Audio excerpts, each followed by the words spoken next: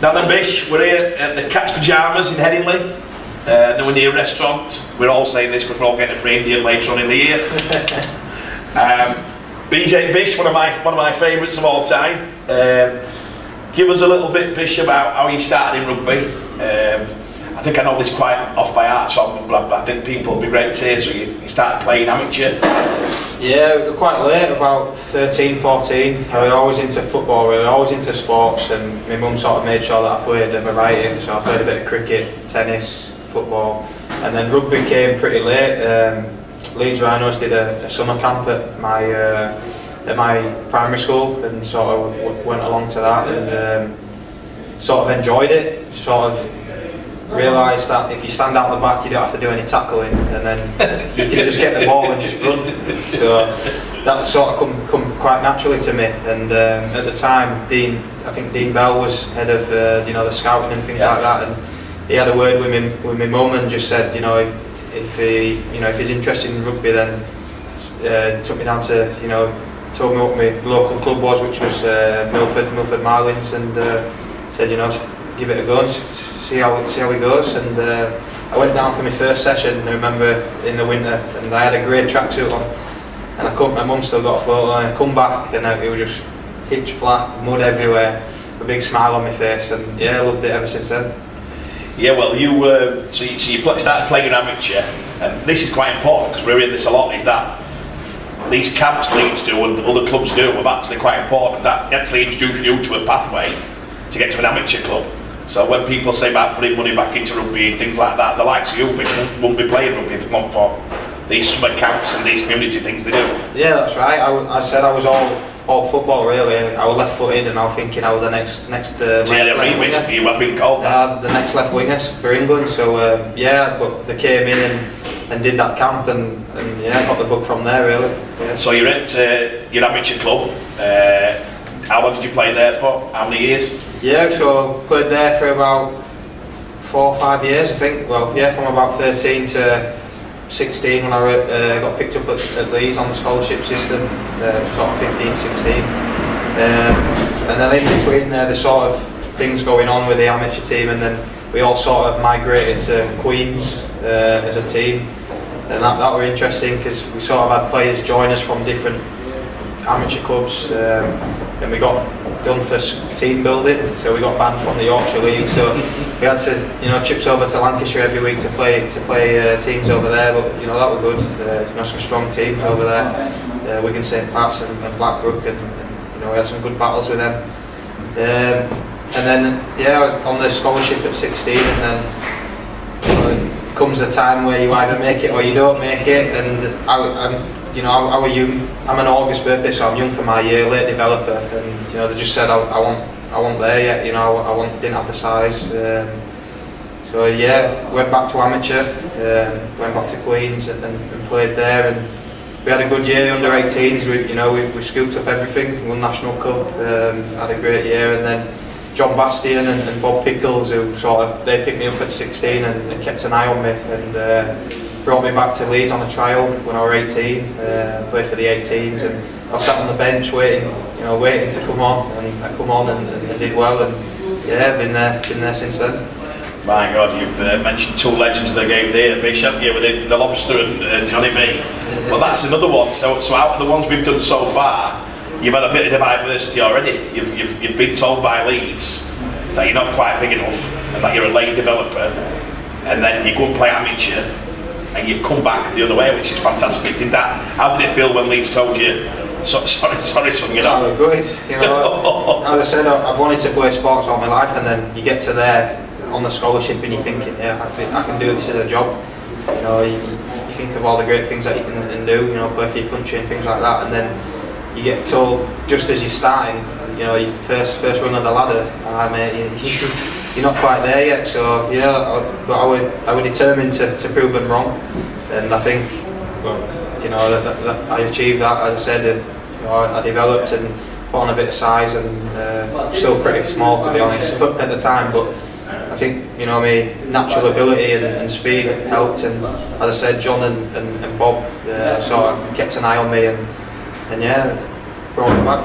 I actually can remember John speaking to John at that time, and I'd been in to try and pitch a couple of John's players to Doncaster, I think, at the time, which were Gailey, Bigsy, Jason Hart, and all. I think they were the group above you, weren't they? And I remember John saying, come and watch, don't be touching these kids. And I'd gone to watch us, and I tell a story a lot. I think it was Huddersfield, Bish, I don't know whether it was, but I can remember seeing yourself, Callum, and Jody Broughton, and I don't know how many tries you scored that day, but I'd never seen all. I can remember sat there, and I actually took Ellery Hanley to the game to say, look, we need to look for the next ones, because we're picking this, and Gary might let us have another pick, and I couldn't believe it. I can remember just shifting ball early and thinking, no, this must be unbelievable. That's when I first became aware of you. You were in such a good team, weren't you? Did you win grand finals, or did you? We got to the under-21s grand final. Pretty bad memory for me, because I played all the way up to that, and then obviously the first team has dropped down. I can remember. Is that all? That's it all, yeah. Oh, yeah, so yeah. I got dropped to the bench for that to make way for a first teamer. But yeah, we had a strong team. Really strong team. And a really good bond as well. You know, we did a lot together, and obviously John was in charge of us. It was tough love at times, but you know, it's what we needed, and we had a great bunch. See, that's going back on people having an influence on you, and I said with me myself in rugby, John had such an influence on me, because you just said tough love, straight truths, pushing your boundaries, making sure, as he always used to say, you know, get the basics right. And I think Luke Gale told a story about John telling him to pass a loaf of bread in his supermarket, which is, people don't believe he actually did used to do that. He'd say, get your shape of your hands, what do you do at home if you're on settee, you should be. All these things, but actually it makes a big difference. Yeah, it does. I remember you mentioning that, a loaf of bread in the supermarket at training. And you think at the time, what's he on about? But then, you know, you take a step back and go home and think about it, and he's right, you know. So yeah, it had a big impact on a lot of us. Yeah. I think so. Yeah, and me myself. So you then get offered full time at Leeds. Have you supported Leeds all your life? But you know, you've just said you've come from not really having a background, then you're watching Leeds. How does it feel to be around, one, getting the offer, the contract, and then meeting the first teamers? Yeah, it was great, because you know, through the scholarship, obviously you get season tickets, so you go to the games and you see the players on the field and what they do, and then you're thinking of, if I'm full time, I get to train with these sort of people, and it was really good. It were at the same time when I got knocked back, I accepted to go to university. So I went to Sheffield Hallam University. So that was pretty tough going backwards and forwards. And then when in my second year at uni, I was full time and made my debut. So that was pretty tough. But at the time when I first come into the first team squad, it was great. Like you're rubbing shoulders with, you know, for me, sort of people that you sort of admire, you put on a pedestal, and think, wow, you know, like Jamie Peacock, Kevin Sinfield, Danny Maguire, Rob Burrow, you know, the list is endless. You could go on,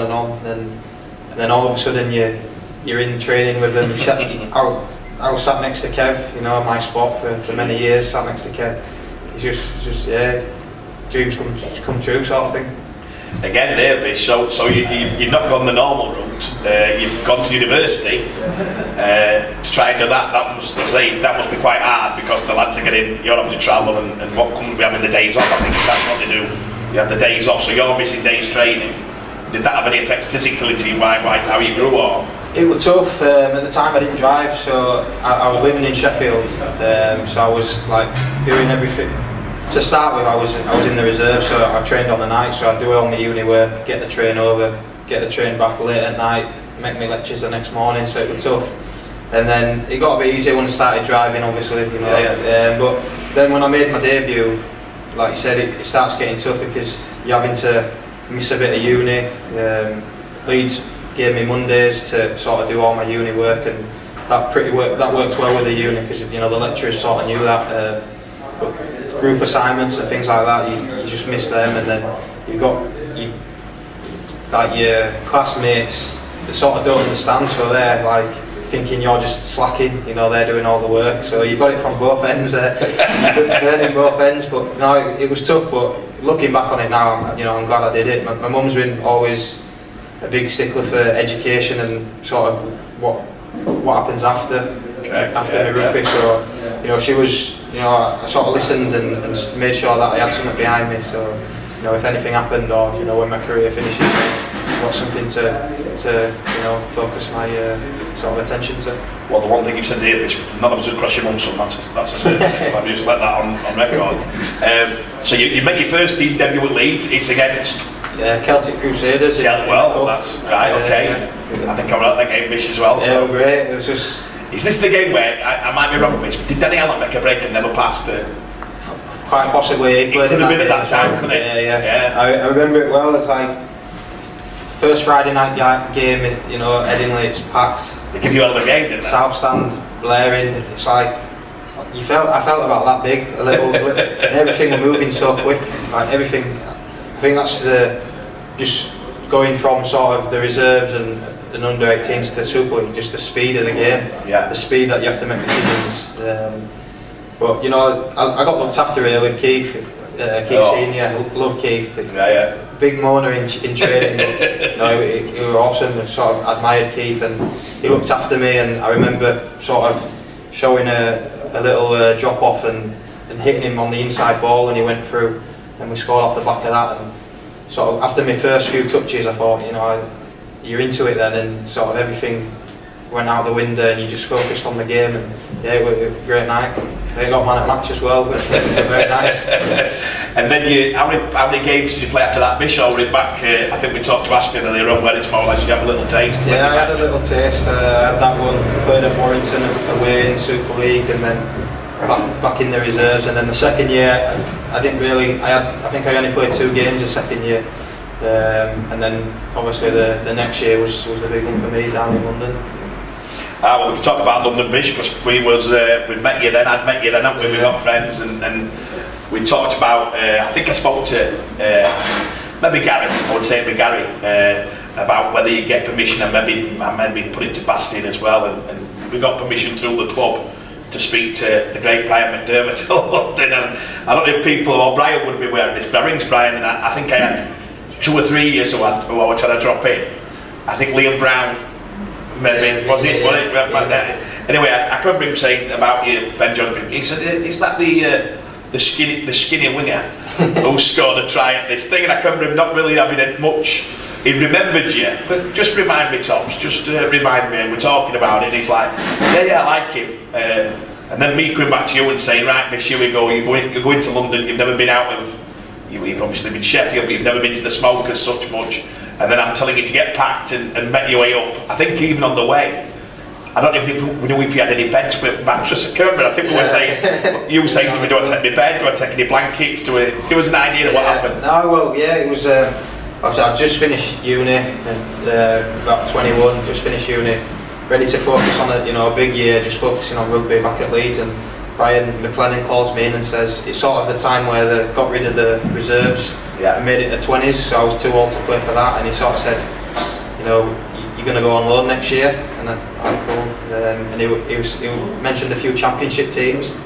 And then all of a sudden, you crop up London, and Super League fair, I fancy that. And Brian phoned me, and he was pretty good, right? And he phoned me and sort of, sounded me out really, and sort of said, obviously Leeds, you get looked after, it's, a textbook, everything. He says, "Son, no one's going to hold your hand down here, you're on your own." And from there, I loved it. Like I said, I sort of had that experience of living away from home at uni with my mates, and in London it's pretty similar. There were a few houses, a lot of northern boys, so we all lived together, and it was pretty much that same sort of lifestyle, uni lifestyle. Obviously it's full-time rugby, but the days you get your work done, and then you have the rest of the day to yourself. So yeah, and obviously so much to do in London, and the best thing I liked about it was probably that no one knew who you were. You could just go about your business and get on with things and not have to worry about anything. And that's just loved it. I have a story, Bish, but I actually came to see you in London. I turned up and I'd said to a couple of the lads, how were they getting on? And I went to Gailey's first, and he had Esdes and Ben Kay, and the house were like, you'd never seen out like it, inside of an Uber bag. And they were just sat there, and they were there were all sorts going off, and bloody hell, I didn't see Bish. And then they said, "Oh no, Lord Bishington." That's what Brian had said. "You mean Lord Bishington? What do you mean?" He said, "Yeah, listen, you'll know when you go round." Well, anyway, I remember I think you met me with a cravat and a glass of sherry. And somebody said, oh, he does, this is what I thought was genius, he does stocks and shares. And I said, what do you mean he does stock? I said, Bishop, he sat there, your bedroom's immaculate and you had your laptop, and it was totally different to the animals that I'd just seen. And as I said, Mac had told me, this kid's a bit different. No, I loved it. Like you said, there are some characters in Gailey's house. Ben Kay, Ryan Esders, and at the same time Ben Jones. He started in our house and they ended up in their house. Yeah. But yeah, I had great housemates. I had Will Sharp, he's a character. Jason Golden, and then a few lone players, David Mills as well at the time, which was really good. So yeah, it was great. You know, like I said, that's sort of my hobbies. I sort of, get my laptop out and do a bit of finance. So just totally different. Yeah, and then we watched a couple of games, and I can remember Gailey ringing me again and saying, "I've got some here with Bish. I think we can do something." And I don't know what game I went down, and you just seemed to gel together. It was unbelievable watching these two 20-year-old kids, and I'm thinking, oh my God. And what happens in London really stays in London in a way, because the rest of the rugby league won't say not about years, and I come in thinking, oh my God, they are actually starting to play, and they're only young kids.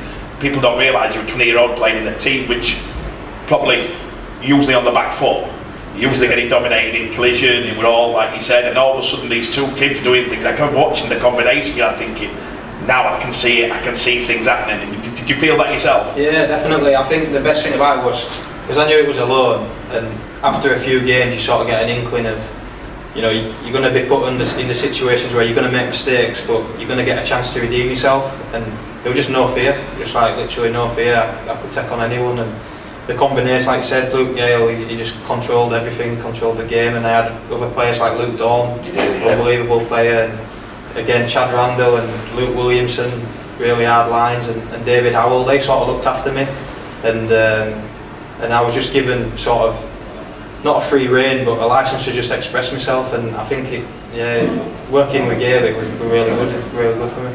And you started playing fullback a lot more there, Bish, hadn't you? You'd gone there, and I don't know whether they told Mac and said a winger, and I said, oh no, he's a fullback, and we had a bit of crack, and then suddenly you're 20-year-old, you're playing fullback in Super League, and you're starting to make things happen. Then I turned up to watch you against Bradford, and you're playing centre.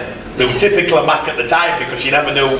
I think if you turned up at Harlequins, then he wouldn't have been surprised if Spongeman's playing prop, would it? One of them, wasn't it? So you scored two right. I can be scoring two right tries, and Steve Mack and then ringing me after the game and saying, "Oh my God, this kid!" And suddenly I'm thinking, well, he's played wing, fullback, and then he's ended up centre. But then you had a what we call a lesson in life.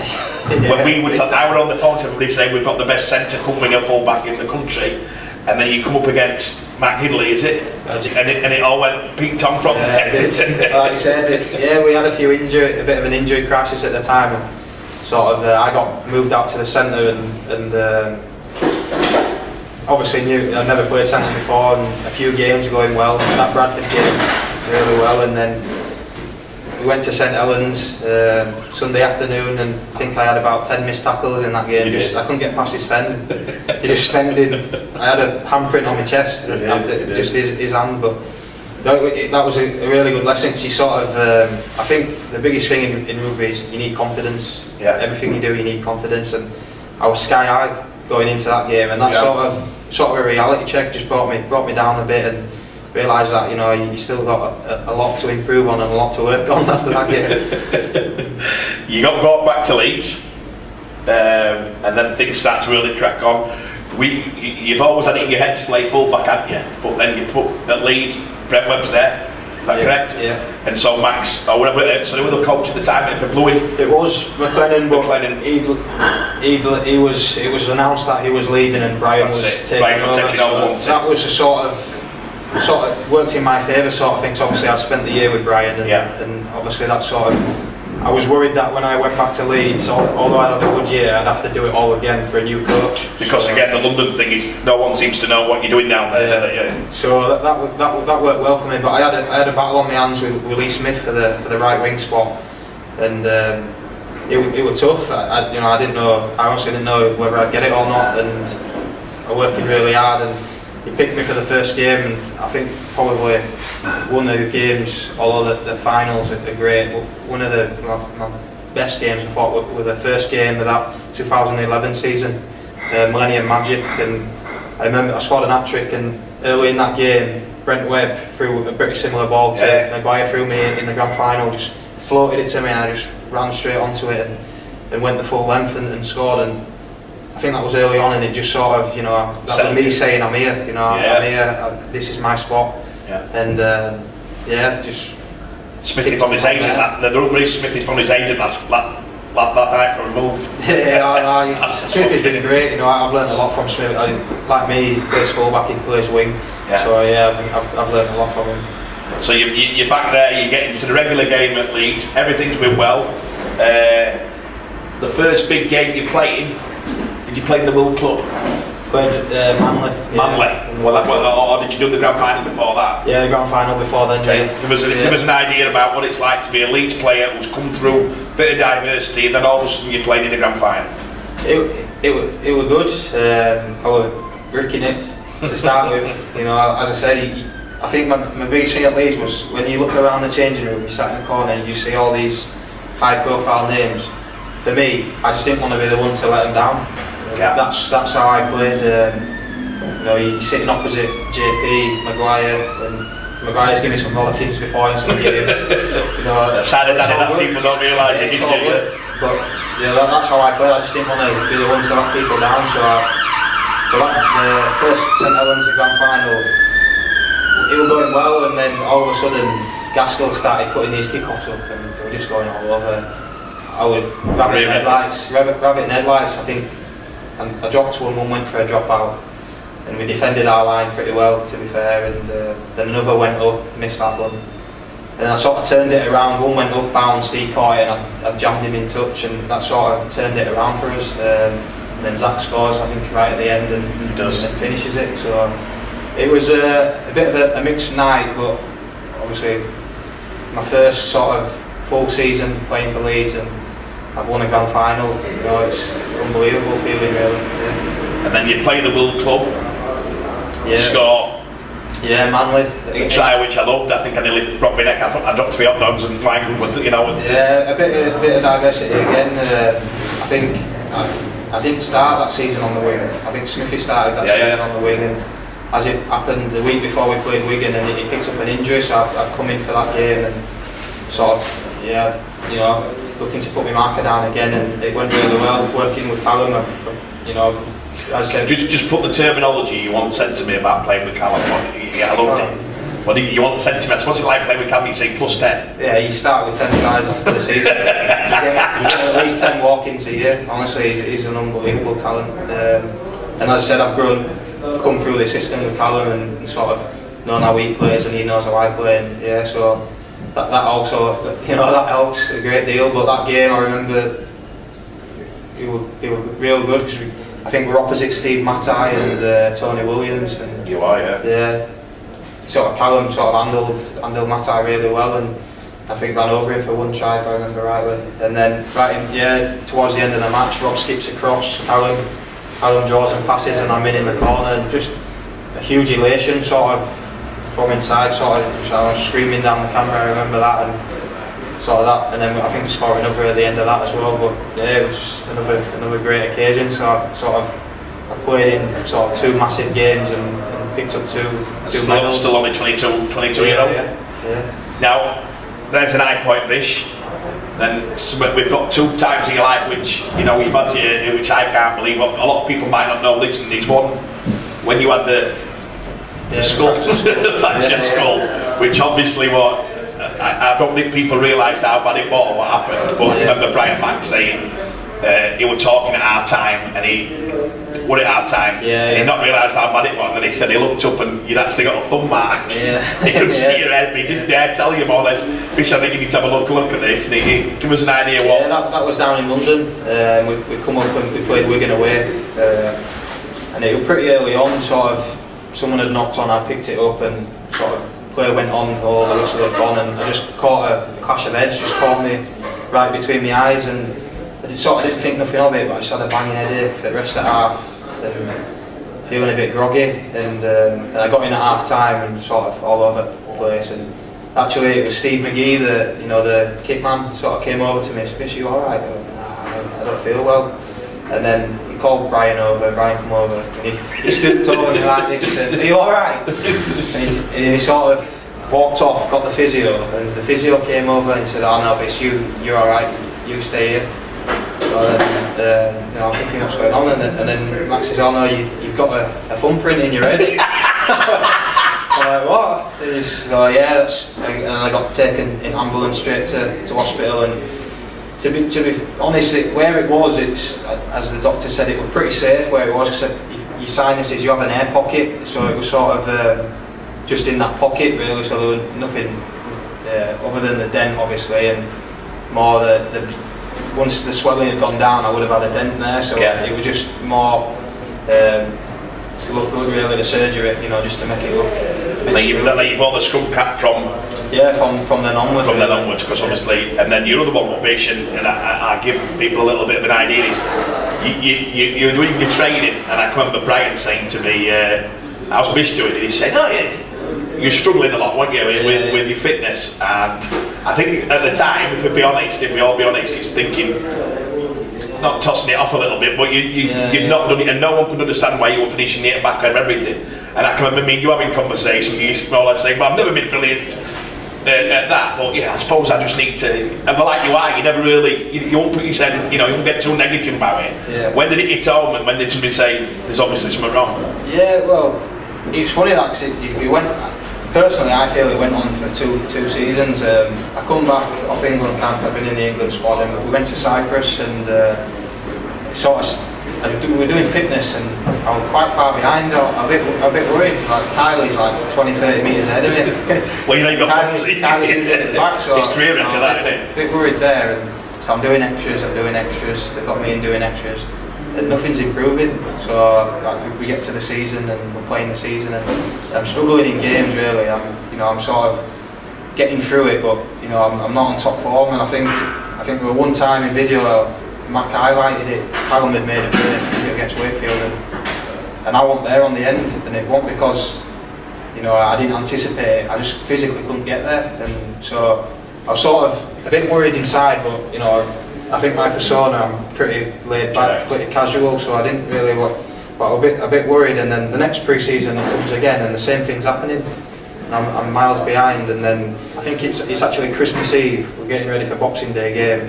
We had a pretty tough session the day before Christmas Eve, and then I had to pull out of the session, a bit dizzy, and then Christmas Eve I go for a scan, and I have my scan, and I get a call straight away from the consultant, which is pretty surprising. Usually, you wait a few days and you get your results.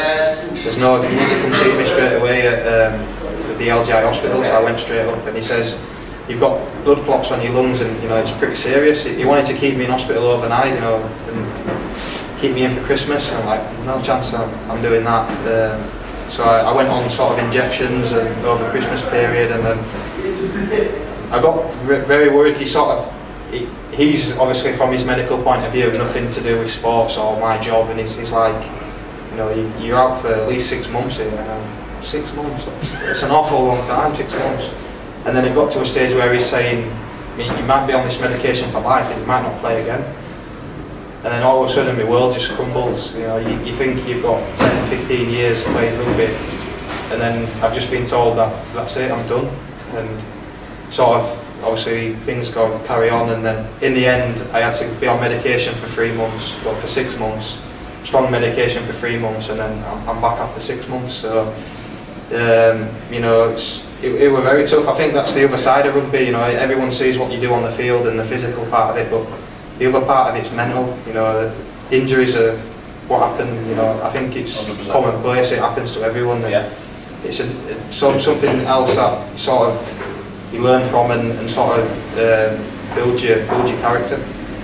Yeah, well, I could be around that time, Vision. It was quite daunting for me, because I'd never actually handled as an agent, well, like you telling me that, and I can remember thinking, my God, where do we go from here? What do you advise him to do? Probably at the times like that, it's better being a friend, isn't it, than being an advisor. Me, you talking to his mates and thinking, God, would we have a look at? And I was getting the feedback from the clubs, and Leeds were very worried.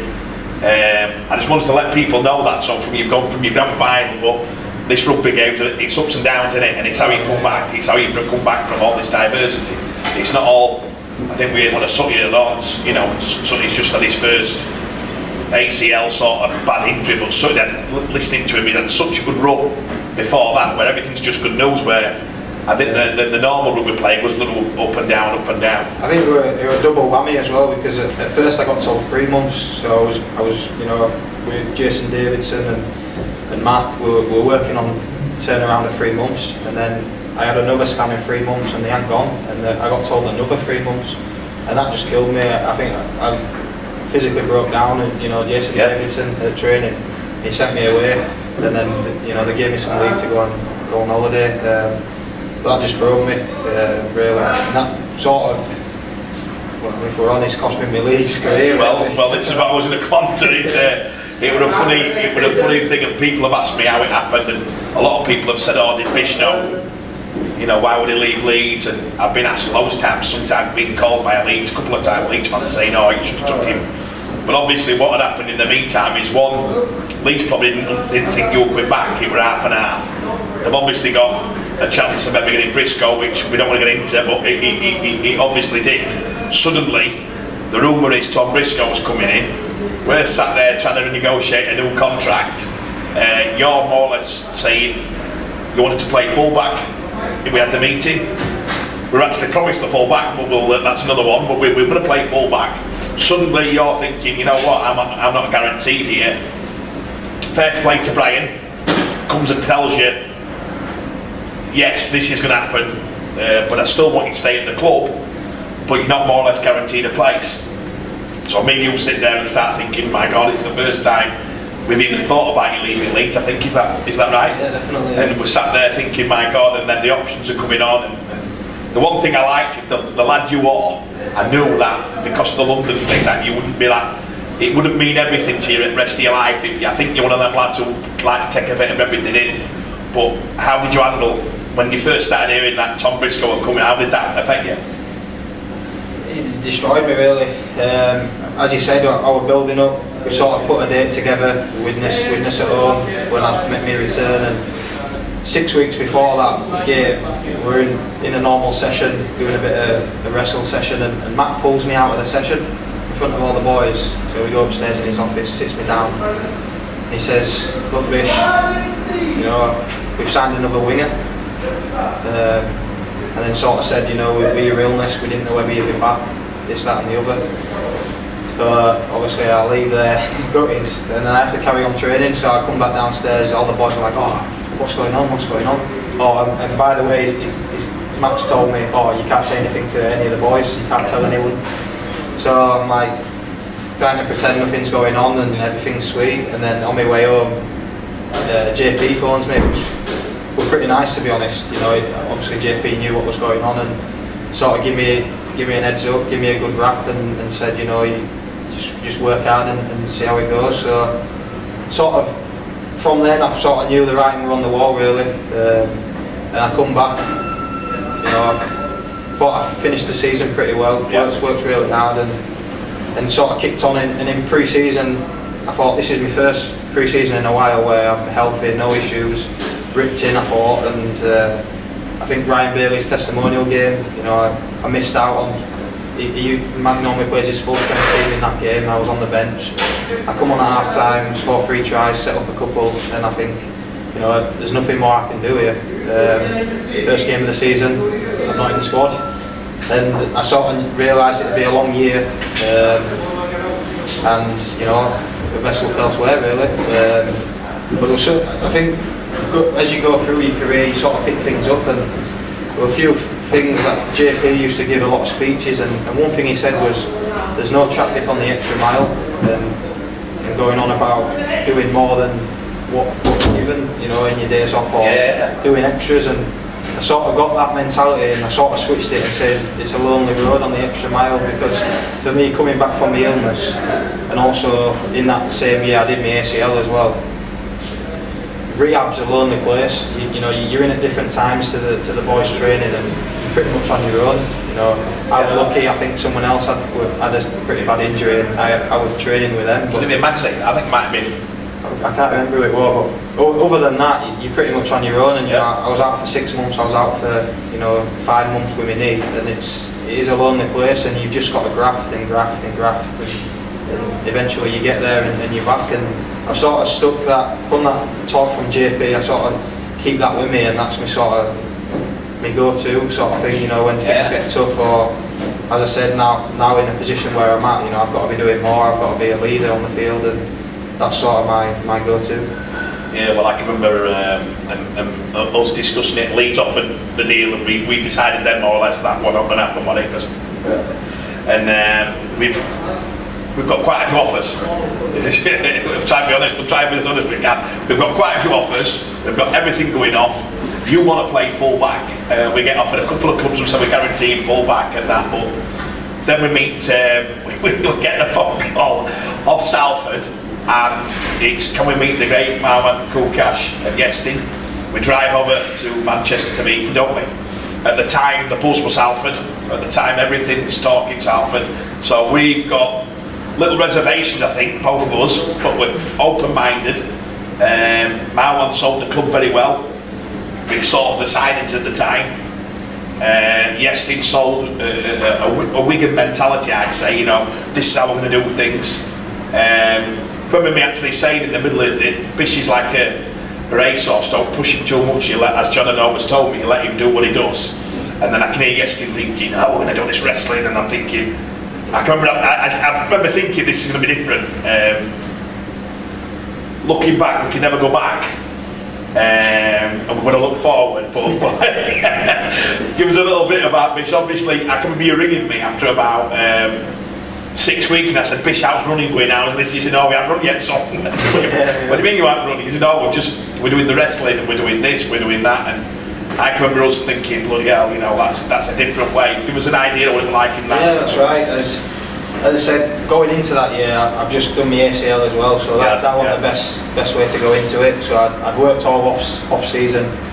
To be fair, with Andy Barker, who were really good at Leeds, obviously my contract was coming to an end, and he could have just said, well, let Salford deal with you, but he rehabbed me all the way through until I started at Salford. So we go into Salford, and obviously I knew what I was taking on. I knew it, travelling and the long days, but what can I say? I don't know. It was just, obviously pre-season's a tough time of year, you're getting up, it's dark, you're coming home, it's dark, and literally we were setting off at 5:30 in the morning, we were getting back at 5:30 in the night, and it was tough times, but it's supposed to be tough, that's character building and all that, but yeah, and then we go in and it's heavy contact wrestling and just things that what they're sold, you soon realise it's not what's happening at all really. There's a lot going on that's affecting things on the field, and I'd say it's just not a happy place really, and that's not, the boys aren't happy, I think if you go in any changing room and you've been there, the boys will rip into one another no matter what, you go out on the field and they're the only ones, have got your back sort of thing.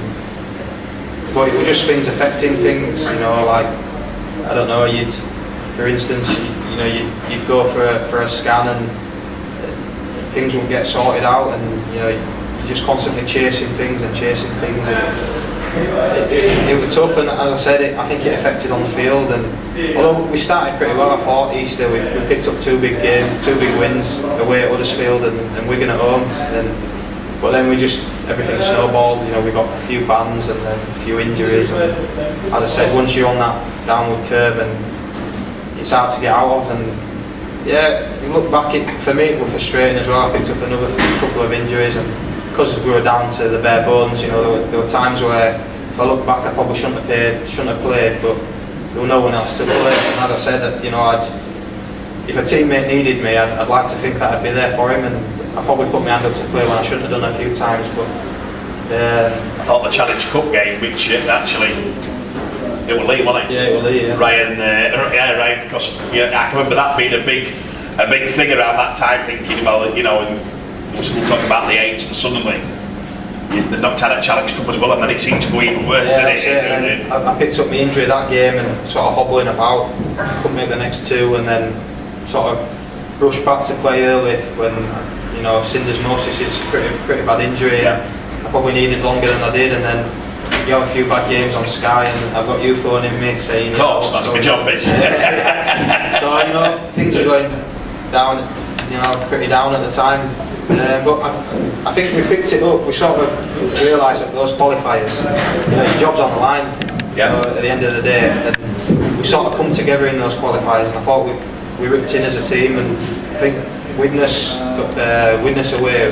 We had 2 games left, 2 Super League teams, and we needed to pick up a win to be safe. And I thought that Widnes game was probably, as a team, I'd say the best one I've been involved in for Salford.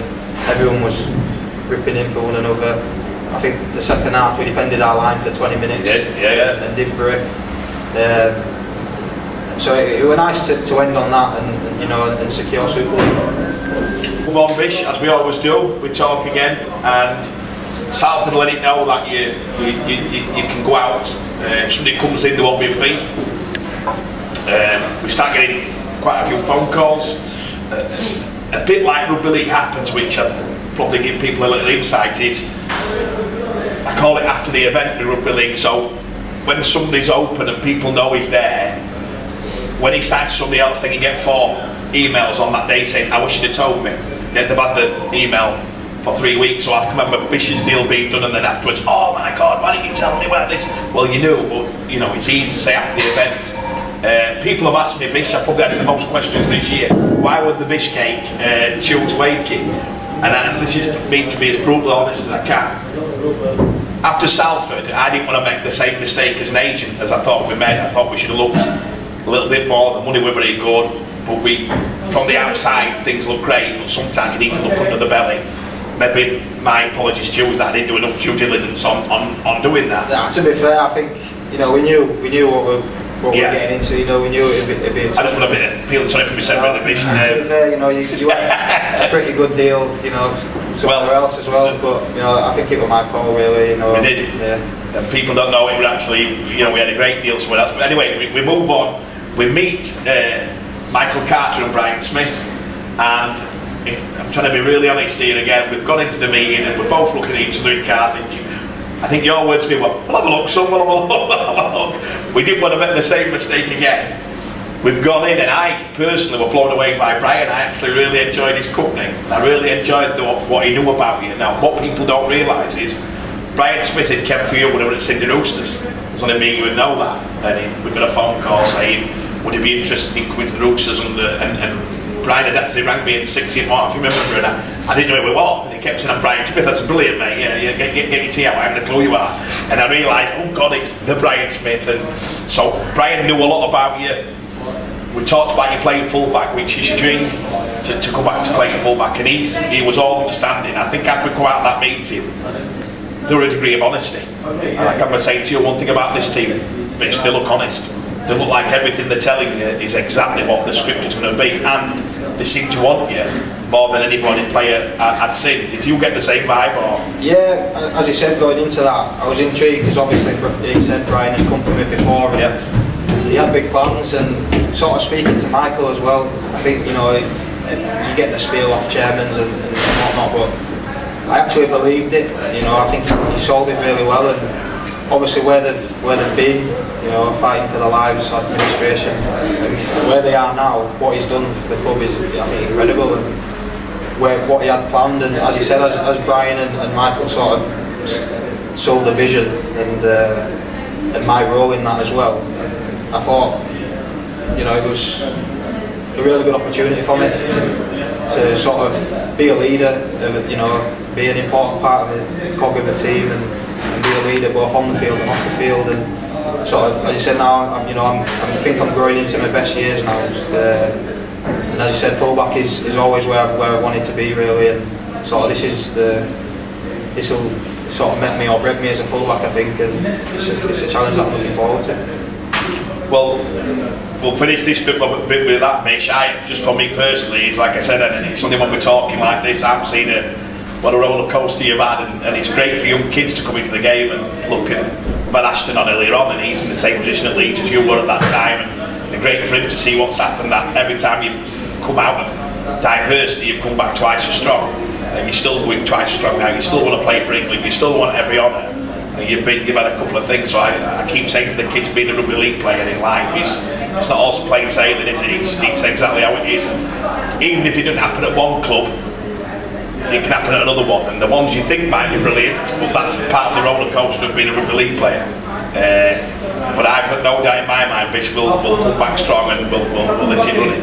Yeah, definitely. Top man, Bish Gate. Yeah.